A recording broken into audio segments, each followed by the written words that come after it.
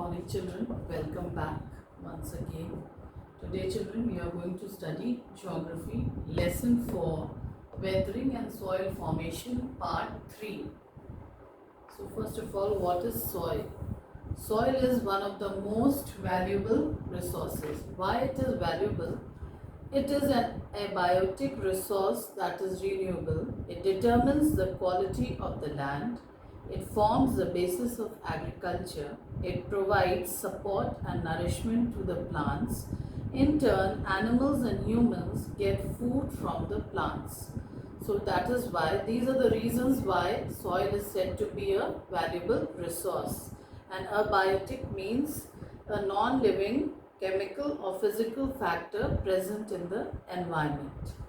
Now what in terms of the definition of soil is the thin topmost layer of the earth's crust made up of fine rock particles and organic matter is termed as soil. So this is the definition of soil. Soil is a layer of unconsolidated materials at the earth's surface. It is formed by breaking down of rock particles due to weathering and erosion. It contains humus or decayed plants and animal remnants as well as living organisms, water and air. As we all know that soil is formed by the breaking down of big rocks through the agents of denudation, that is weathering and erosion, and it takes a number of years to become soil. And how the soil contains humus, that is the decayed matter of plants and animal life, as well as water and air. Now there are some characteristics of the soil. They are: soil has no definite and constant composition. It contains both decayed plants and animal substances. It consists of silica, clay and chalk.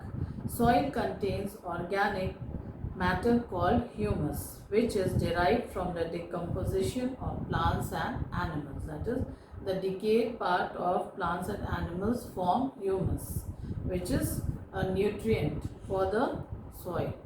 Soil consists of two layers. The topsoil is very important. All crops are grown in the soil.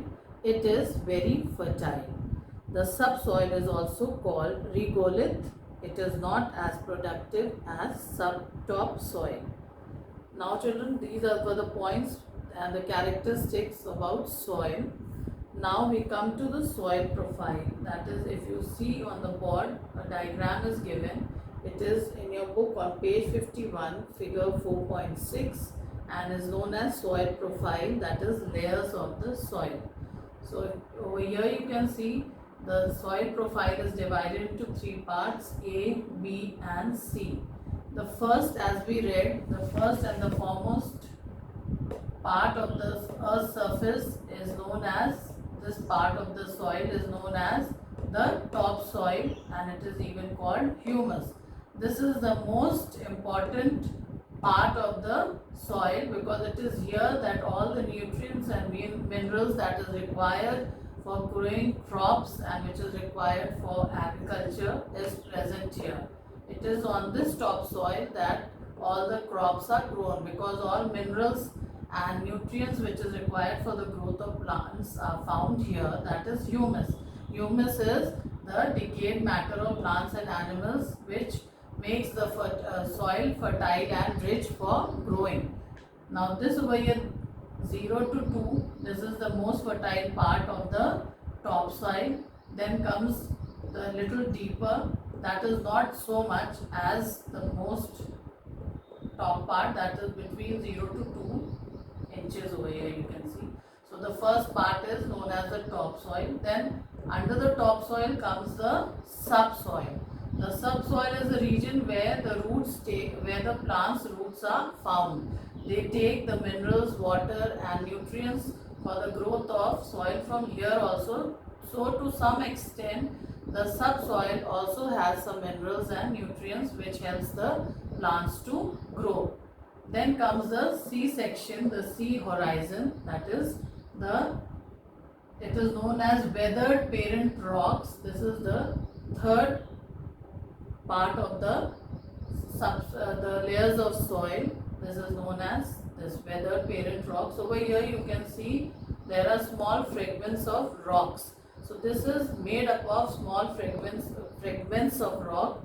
They are rocky in nature, they are rough, and so nothing can be grown over there. This part of the soil is barren, where no plantation or agriculture can take place because it is lacking nutrients, humus and fertility. It has no minerals and nutrients which can support life. So this is the C part of the soil profile. So it is divided into A, B and C. The first part is known as humus or the topsoil. Second is known as subsoil, and the third part is known as weathered parent rocks. So this is what is your soil profile. This is how a soil profile looks. Now we come to the 5 major factors in the formation of soil. So there are 5 factors which helps in the formation of the soil. The first one is nature of parent rocks. So it influences the color and texture of the soil. So why this is important, the nature of parent rock, to determine the soil? Because it influences the color and texture of the soil. It also determines the chemical properties, mineral contents and permeability of soil. Permeability means over here able to penetrate or pass through, means how much capacity it has to hold water and other minerals and humus. The second word is unconsolidated. It means loosely arranged. So we all have seen soil that is loosely arranged. It is not packed it is not hard, otherwise nothing can penetrate through it. That is why a good soil is loosely packed, so that water and other minerals and humus, they can penetrate beneath the earth's surface or beneath the soil. So that is why this is important, the nature of the rock, the nature of the parent rock, which helps in determining the texture and color of the soil. The second is relief of the area. Relief of the area. What do you mean by this? Altitude and slope of the land determines accumulation of soil.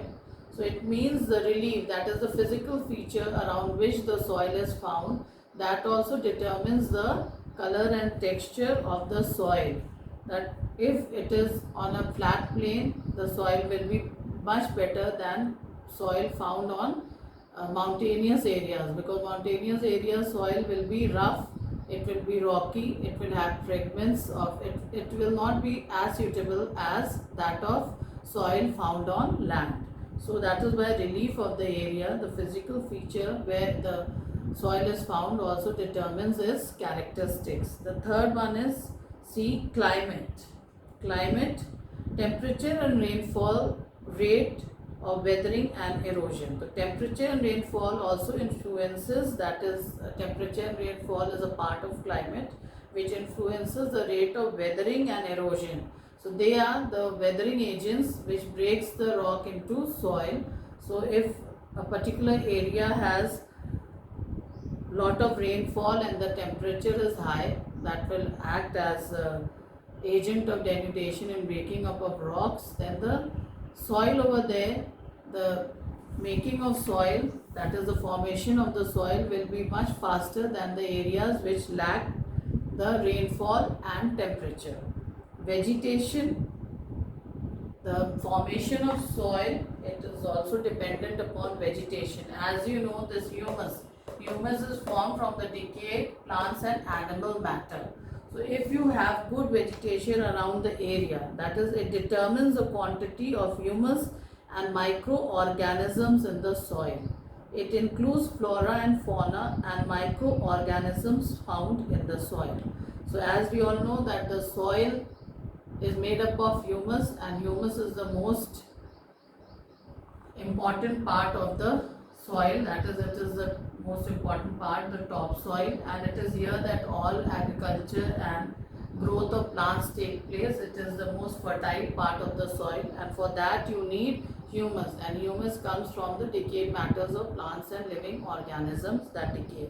So if that area has a good vegetation and animals around, then that area is supposed to have a good soil, because though humus forming of humus take number of years, but gradually it is formed, and the area rich in vegetation will have a rich humus soil.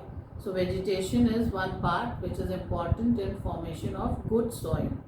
Then time is another important factor over here. Time, because in soil formation, time is an important factor, because the formation of soil, it is not one day's work, but it takes a number of years, like usually 1,000 years may pass in forming 2.5 centimeter of soil. So this tells us that it is a time taking process, and it is not a day's process. So time determines the thickness of the soil.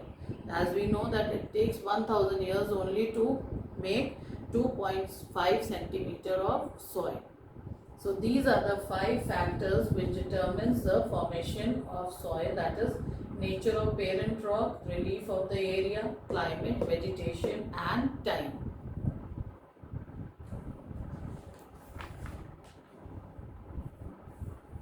So I hope children you have understood the soil profile and why soil is a valuable resource to us. So with this I stop, and then we'll continue soil conservation in part 4. Till then, thank you.